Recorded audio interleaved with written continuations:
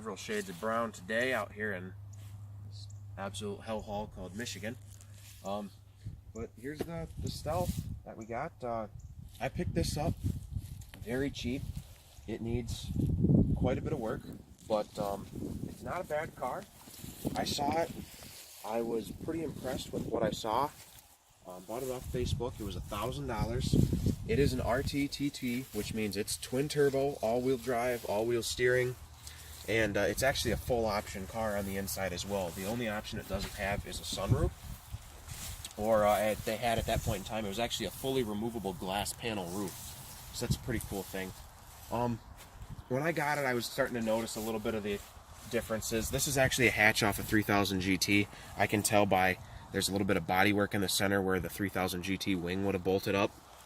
And when they did a rear wiper delete, they obviously didn't do it all the way. They just kind of took the wiper off, so that's kind of dumb. Is an active aero car though. It's kind of cool. I like that. Then you get to some of the worst damage. It was actually hit on this side, right down in this corner. Owner I bought it from said it was backed into in his driveway. I plan on this winter taking the bumper off in the back, trying to straighten this panel out as much as possible, and then maybe even getting a second generation Stealth rear bumper. Come around to the side. The window is, yeah, this is, I'll look at this first. This right here, I don't know what. Plastic windows, and they sanded it. Well, they're glass. Are they? Yeah, but some idiot sanded them. So we're going to try to wet sand them and then buff them out to get a good quality sheen on them again. I mean, I don't really want to remove them, but that's about the only option we got. This window's stuck down, so I keep a tarp over it right now. But I'm going to try to get a new window regulator and throw a new window regulator in there.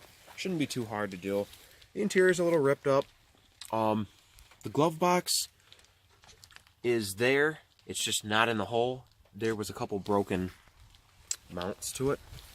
But the seats, like every Stealth 3000 GT, are ripped up. The rear seat's not that bad. It actually looks like it hasn't really been sat in. Still Headliner's pretty good. Yeah, headliner's in good shape too. But I mean, I'll pop the hood for you guys. Let's see inside.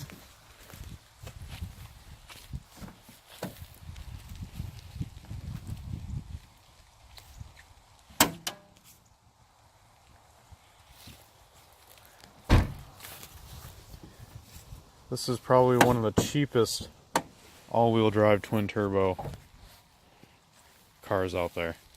And actually it runs and drives too pretty well. There's a boost leak issue that we've kind of diagnosed, and a little bit of a high idle. Yeah, high idle. I think that's actually just the factory intercoolers. We'll take a look at those in a second, but they're kind of roached. And I mean, all this piping is starting to get a little dry rotted. There's some rust on the steel piping, so it's probably not in that great a shape. The guy that put this aluminum radiator in did a kind of subpar job, and he removed the AC condenser. So the AC is just kind of flopping around in here. We're going to remove that over the winter time as well. Give her a healthy cleaning. Yeah, give it a healthy cleaning. Repaint the valve covers, paint the wheels, calipers. We're going to carbon fiber wrap the deck lid in the back, and just basically do a little body work trying to clean it up, make it look a lot better. But yeah, I'll start it up for you. It starts up just fine.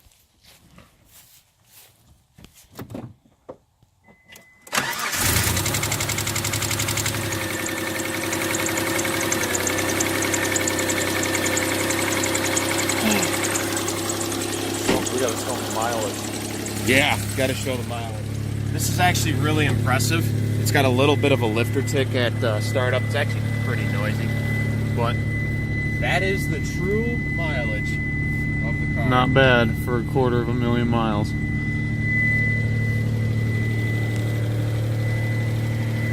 And surprisingly, everything works. Except the active suspension, that doesn't work. Yeah, the valves are a little ticky and like.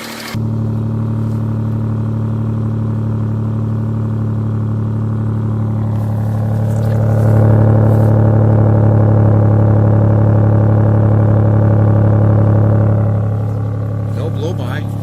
It actually seems to be pretty healthy engine-wise. wise, just got a pretty bad lifter tick. Guy told me it's been sitting for quite a while, it hadn't been driven, so I'm assuming the oil's old, probably pretty broken down, so definitely going to get a nice quality oil change. Gonna do in the something with future. the active exhaust too. Looks like it's leaking or something. Yeah, I mean, I'm gonna hopefully cut out the mufflers, maybe see if I can reincorporate the factory active exhaust into a, I don't know, slightly quieter or slightly louder system. Do something kind of interesting with it.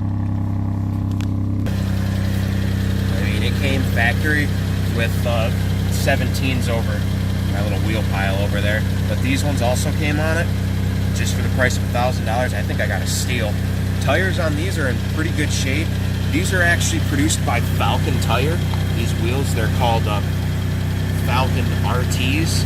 They're not that expensive as wheels go, but I looked up some of the reviews and they're all machined aluminum, and they're actually not, the reviews aren't horrible. They're not as good as like a quality BBS wheel or anything of that sort, but they're not horrible. Massive brakes. Yes. Factory 4 pistons up front. The brakes work just fine. There's no warpage. So I think it was actually cared for pretty well. Yeah, the guy I got it from told me he replaced the lower control arm on this side. And Does have a little bit of a camber issue. yeah, it's not loose. We've already kind of messed with it a little bit. It's not really loose. It's just the alignment's fucked up. So that's definitely. And the all-wheel steering's deleted. Yep, all-wheel I think. steering's deleted, but it's not deleted well. There's a bolt just kind of capping the system off. So basically, we're gonna go through this winter and do it properly, or we're gonna try to get it to work again. Either or, we don't really know yet.